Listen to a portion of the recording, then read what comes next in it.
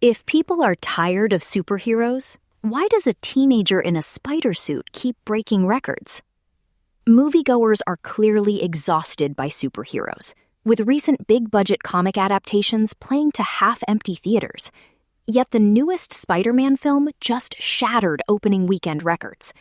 In a piece published on 14 August 2026, The Atlantic asks what makes this specific character immune to the fatigue dragging down the rest of the genre. The answer comes down to a mix of grounded storytelling and the massive star power of its lead actors.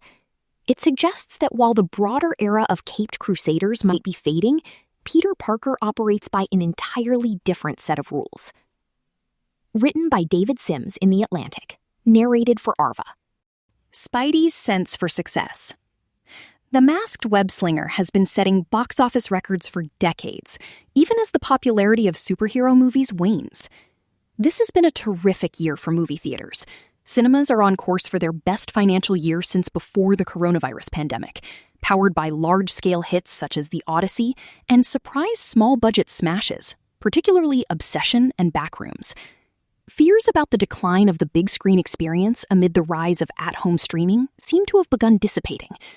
But one theatrical stalwart is showing serious signs of weakness: the superhero movie, which helped keep blockbusters afloat for most of the 2010s. Marvel's most anticipated title last year, The Fantastic Four: First Steps, which reintroduced the fan-favorite comic book team, failed to meet the studio's lofty expectations. This June's DC Comics adaptation of Supergirl was an out-and-out bomb. By those metrics, one might have predicted a similar slump for this summer's new Spider-Man sequel, subtitled Brand New Day. Instead, it has broken nearly every box office record imaginable. That the film has been able to defy mounting superhero fatigue may seem unexpected. After all, Brand New Day is the fourth Spider-Man entry set in the Marvel Cinematic Universe, which owns the rights to the character. It's Tom Holland's seventh time playing the character. Whereas its predecessor, 2021's No Way Home, sold itself on bringing back heroes and villains from prior Spider-Man entries, Brand New Day promised a general reset. Its story also feels smaller, the action confined to the hero's hometown of New York City, where he faces off with more street-level villains. Given the public's declining appetite for the MCU, long gone are the days when an installment starring a relatively unknown character could make more than $1 billion worldwide. Brand New Day's streamlined focus seemed like an audience gamble. Not so. The movie earned $360 million domestically during its opening weekend, shattering a record set by Avengers Endgame in 2019. Endgame was the grand conclusion of Marvel's initial saga, featuring Spider-Man alongside every other popular character in the company's wheelhouse. Yet Brand New Day, with its far less cataclysmic stakes, could be the first ever film to make $1 billion in the United States and Canada alone. If it doesn't break the all-time worldwide box office record held by Avatar, $2.9 billion, it will at least come close. Its popularity is proof that for some costume do-gooders, the exhaustion with superheroes just doesn't apply. Maybe the simplest rule of thumb is that although audiences are losing interest in most comic book adaptations, Spider-Man will always endure.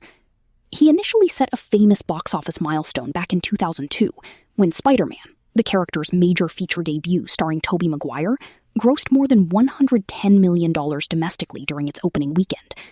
Since then, even as other actors have assumed the role, including Andrew Garfield and an animated version voiced by Shameik Moore, Spider-Man has remained the most consistent of comic book movie stars. Sony, which owns the film rights to the Spider-Man franchise, has attempted to build offshoot storylines that don't feature him, but has consistently failed. Though the Venom trilogy did well enough, the spin-offs Morbius, Madam Web, and Kraven the Hunter were commercial failures. Critics hated all of them too. Yet Spider-Man himself has proved indestructible to theatergoers. The 11 films in which he stars have made nearly $11 billion worldwide. Brand New Day's colossal success can't just be attributed to the hero's appeal, however. The genius of the co-creators Stan Lee and Steve Ditko's comic book invention was that he was more grounded and familiar than DC Comics' godlike figures, such as Superman and Wonder Woman, or the multi-billionaire Batman. Spider-Man, in his original incarnation, was really just a nerdy teen named Peter Parker, who readers could relate to. and the installments starring Holland have replicated that zippy, youthful energy. Spider-Man's brand has also been savvily extended to fans of all ages. Projects such as the wildly popular cartoon Spidey and His Amazing Friends appeal to preschoolers, featuring villains including the Green Goblin and Dr. Octopus, downgraded from homicidal to simply mischievous. The Studio Insomniac Games' 3 video games focused on the character are bestsellers. Beyond that, the star power of Holland and Zendaya, who plays Spider-Man's girlfriend, MJ, is on a level few other young actors can claim. They both feature in the summer's other biggest hit, Christopher Nolan's The Odyssey, and although they largely keep their real-life relationship private, it adds to the authenticity of their romance on screen. Zendaya in particular has proved exceptionally good at getting young viewers to show up for more daring movies, such as this spring's The Drama. Comparatively, something as broadly crowd-pleasing as Brand New Day is a layup. The film's achievements will likely not be taken for granted. Marvel's next movie, Avengers: Doomsday, will be released in December and stands to benefit from the hype around Brand New Day. The studio is also soft rebooting the franchise following next year's Avengers: Secret Wars, in part by leaning on another well-known superhero team, the X-Men, one of whom is deployed as Brand New Day's surprise antagonist.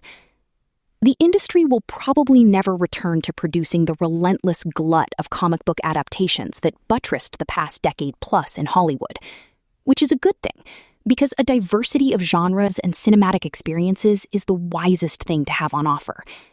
Perhaps Brand New Day could kick off a more stable new phase for superheroes.